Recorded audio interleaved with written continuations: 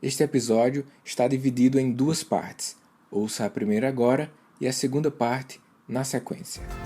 Terceira temporada do Medcast, um oferecimento profissionmedica.com, sua escola médica online. Alô amigos do Medcast, é um prazer estar com vocês de volta em mais um episódio. Aqui quem fala com vocês é Bob, Roberto Ribeiro Maranhão, e para hoje nós vamos trazer novamente um tema clínico que, apesar de não ter muita prevalência, a depender do cenário em que nós estamos inseridos, é um tema de relevância inenarrável. O tema que nós vamos discutir hoje, ele se assemelha muito em termos de manejo e em termos de apresentação com um tema que nós já discutimos, inclusive foi um tema gravado por mim, que no passado que eu apresentei, que foi o tema da tuberculose. Bom, então alguns de vocês já devem imaginar de que é que eu estou falando.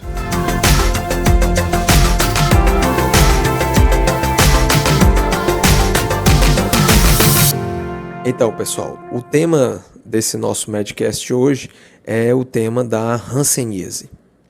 Então, imagine você trabalhando dentro de um contexto da atenção primária, e aí eu vou ressaltar bastante o contexto da atenção primária neste episódio, porque a hanseníase, assim como a tuberculose, elas são doenças infecciosas, de caráter crônico, pois a duração dos seus sintomas ela pode se estender durante um certo tempo para que seja dado o diagnóstico, e principalmente o seu tratamento exige uma aproximação, um vínculo do paciente com o médico, no sentido de garantir que todo o percurso ao longo do tratamento ele seja feito, ele seja realizado de maneira correta, pois a questão do abandono dos pacientes a esses tratamentos, pelo fato deles serem muito demorados, é um aspecto chave, quando nós estamos discutindo esses tipos de afecções. Na hanseníase especificamente, isso é ainda mais crítico. Mas o debate ele deve ser feito especificamente para aquele grupo de profissionais que faz o seu trabalho dentro da atenção primária, porque esse tratamento, além de demorado, ele requer o uso de medicações que são especificamente destinadas dentro do serviço público, isso falando dentro de um cenário de Brasil. Então, para deixar muito claro isso, é que um paciente, uma vez diagnosticado com hanseníase, ele não vai conseguir as medicações que são necessárias para o tratamento em qualquer outro tipo de serviço que não o serviço público. Portanto, ele só consegue essas medicações através do Sistema Único de Saúde. Isso, de uma certa forma, faz com que esses pacientes eles necessitem ter um encaminhamento para um serviço público, principalmente no que tange a questão da dispensação das medicações. Isso impede que o paciente faça o seu tratamento com um médico de sua preferência, que não seja um médico do serviço público, de maneira alguma. Em se tratando especificamente da hanseníase, é muito comum, às vezes, nós temos colegas dermatologistas que não fazem parte do serviço público, ou seja, trabalham de forma autônoma dentro dos seus consultórios particulares ou através de clínicas, e que frequentemente, ou talvez diria aí ocasionalmente, estão fazendo diagnósticos de hanseníase. E aí nós vamos entrar nessa primeira discussão. Então, como é que eu vou desconfiar que um paciente chega para mim e esse paciente tem um diagnóstico de hanseníase? Então, a gente escuta muito as campanhas, A gente tem muita campanha hoje voltada para a questão da tuberculose, porque nós temos um sintoma prevalente aí, que é a questão da tosse, Então, tosse por mais de 3 semanas, E aí nós temos essas propagandas, inclusive com alguns atores famosos, jogadores de futebol, que tem como principal objetivo fazer com que as pessoas entendam a relevância desse assunto. Já no caso da hanseníase, infelizmente nós ainda não temos digamos, um investimento, vamos chamar aí de marketing, uma propaganda de divulgação sobre essa condição de saúde. Mas eu diria que isso se deve muito pelo fato de que a hanseníase, diferentemente da tuberculose, ela ainda não apresenta nuances que trazem uma grande preocupação a respeito do controle da transmissão dessa doença. Isso porque, dentro do contexto da tuberculose, e aí vocês vão me permitir fazer um pouco aí esse jogo de comparações, porque realmente quando se fala de tuberculose, lembra-se de hanseníase e vice-versa, né? Então, dentro da tuberculose, nós temos hoje casos, né, de pacientes portadores de micobactérios super resistentes, né, que praticamente, como eu falei no episódio, né, que eu fiz para vocês sobre tuberculose, eles não respondem mais a nenhum tipo de tratamento disponível, né? A única coisa que pode se dizer desses pacientes é que se faz um controle dos sintomas, né? Praticamente um HIV, né? Um paciente vivendo com HIV. No caso da hanseníase, não. Né? Nós temos que a eficácia dos tratamentos hoje disponíveis, né? Ela é bem estabelecida, né? Raramente, pelo menos eu particularmente, não tenho notícias factíveis, né, assim, coisas muito comuns, como a gente vê no caso da tuberculose, de pacientes com hanseníase resistente, né. Pode, é claro, haver um caso ou outro de relatos, né, realmente de micobactérias, né, causadoras da hanseníase, que de repente possam ser resistentes aos fármacos disponíveis. Mas essas são raridades, né, e não participam, não estão vinculados ao cenário mais comum, né, da doença dentro do território brasileiro. Então, para que você... Então, nós, enquanto profissionais, nós precisamos dar essa relevância que não está sendo dada, digamos, para o público leigo, né? E aí, quando eu digo isso, eu falo especificamente da questão das propagandas e tudo mais, porque realmente nós não temos, né, tanto quanto nós temos, por exemplo, na tuberculose. Apesar de que mesmo a tuberculose ainda tem uma divulgação considerada por especialistas ainda muito aquém do que deveria ser para que nós pudéssemos atingir os objetivos que seria realmente visando a erradicação dessa doença. Então, assim, um paciente com hanseníase, né, o que a gente vai ter que se atentar, como acredito a maioria de vocês sabe, são as famosas manchas, né? Mas aí você me pergunta, poxa, mas será que são só as manchas mesmo, né?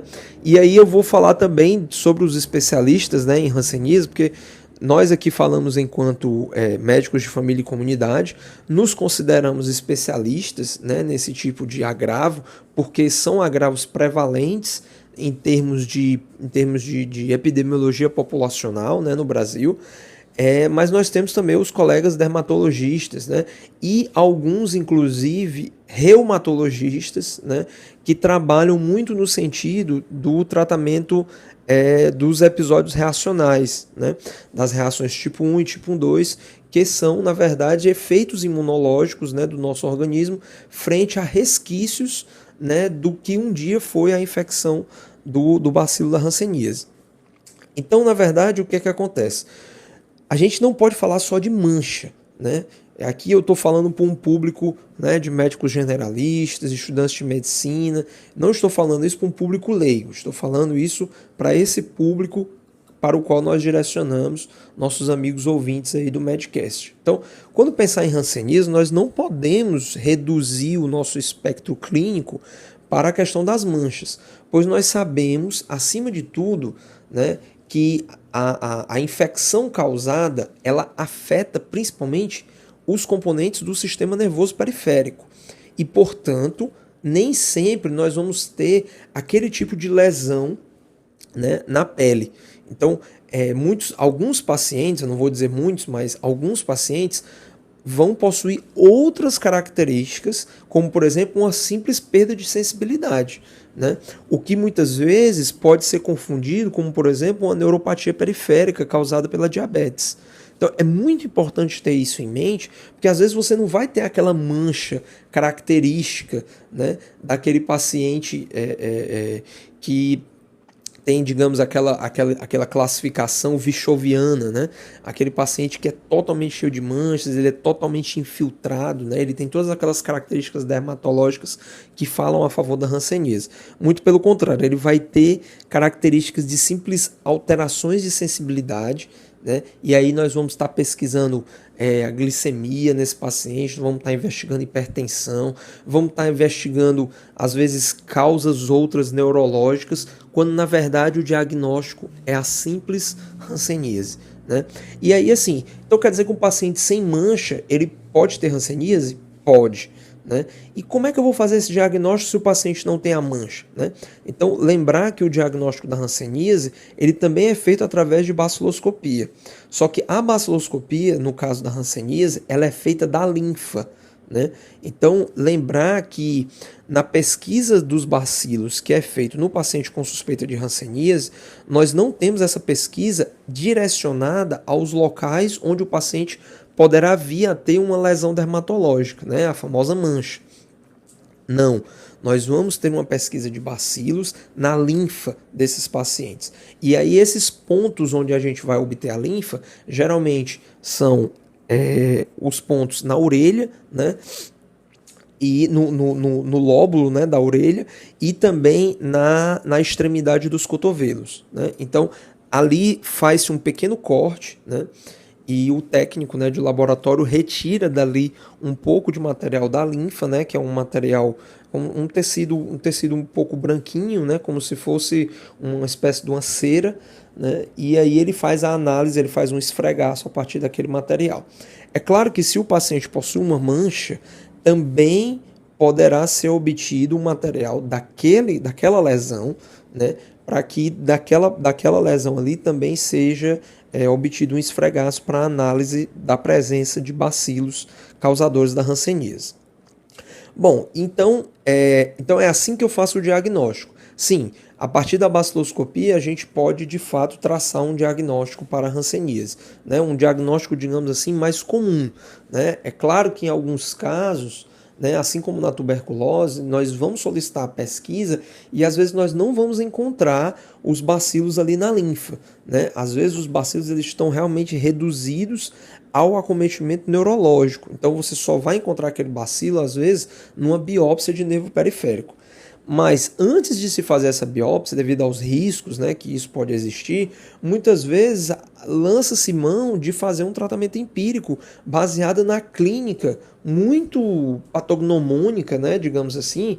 É claro que o termo não é esse, né, mas aquele paciente que tem uma clínica muito característica de hanseníase, né, que tem uma alteração de sensibilidade, uma alteração neurológica, da qual não se consegue buscar uma outra justificativa, e aí a gente pode sim fazer uso de uma terapia empírica para analisar uma melhora clínica daquele paciente, e aí com isso estabelecer um diagnóstico clínico epidemiológico, da mesma forma como nós podemos fazer no caso da tuberculose. Mas aí assim, antes da questão da linfa, nós temos que observar que eu quis abrir esse parêntese, né, porque eu quero que realmente fique destacado, né, para os colegas aqui que escutam o nosso Medcast, que a mancha, né, ela não é aquela, se não tiver uma mancha ali, então não é hanseníase. Não, é realmente para tentar desmistificar essa questão das manchas. Porque muitos especialistas, né, as pessoas que realmente trabalham com o controle desse tipo de doença, né, no caso da hanseníase, eles são muito críticos a esse posicionamento. Né? Toda vida que a gente tem uma divulgação a respeito da hanseníase, a gente foca muito na questão da mancha e às vezes o paciente não tem uma mancha e aí termina se despreocupando, né, por um diagnóstico que poderia ter sido feito se você não tivesse dado só a consideração da mancha, mas aí que você deixa passar batido e o paciente, com a evolução dessa doença, pode gerar sequelas irreparáveis. Né? Mas a gente tem que lembrar que para o diagnóstico clínico, né, apesar de que o diagnóstico baciloscópico ele é sempre indicado, né, mas o diagnóstico clínico, através dos testes de sensibilidade às regiões onde o paciente possui as manchas, ele também é muito valorizado. Né? Então, pode-se fazer uso, né, no caso dos testes de sensibilidade térmica, né, e de sensibilidade dolorosa. Lembrando que o aspecto térmico ele é o primeiro a ser abolido, né, no caso das lesões por hanseníase. Então é muito comum aqueles pacientes que se queixam, né, que trazem queixas daquelas manchas onde eles perdem a sensibilidade. Então, assim, realmente existe uma prevalência muito grande nesse aspecto, né, desse tipo de lesão. Eu mesmo, na minha prática clínica, eu já tive pacientes que chegaram até mim, né, com os dedos queimados, né, as mãos com lesões importantes, né, principalmente queimaduras, porque trabalham, por exemplo, em cozinha, né, trabalham com manipulação de alimentos e por não terem a sensibilidade ali naquela região, terminam por causarem lesões, né, dentre elas as queimaduras, que por si próprias já podem trazer sequelas de comprometimento maior junto às lesões causadas pela própria hanseníase. Então, esses testes de sensibilidade eles também são importantes de serem feitos. E não são testes que são difíceis de serem feitos. O teste térmico ele é dos mais simples, né? Então, se você tem ali... o ideal realmente seria aquele equipamento lá de laboratório, né? Que é aquele frascozinho, né? E aí você enche aquele frasco com um líquido morno e um líquido frio, né? Ou você aquece numa chama qualquer, né? Aqueles frascos, eles são resistentes à temperatura, né? Então você aquece o líquido e posiciona no local onde o paciente tem a perda de sensibilidade ou a suposta perda de sensibilidade que você vai investigar, né?